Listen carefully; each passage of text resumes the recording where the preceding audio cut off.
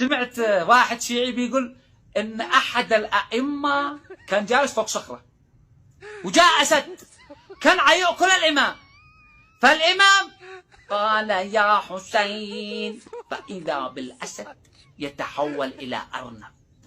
قال ان الاسد رجع ارنب ثم مات. هذه قصه احد الائمه، وفي ناس بيسمعوا ويتاثروا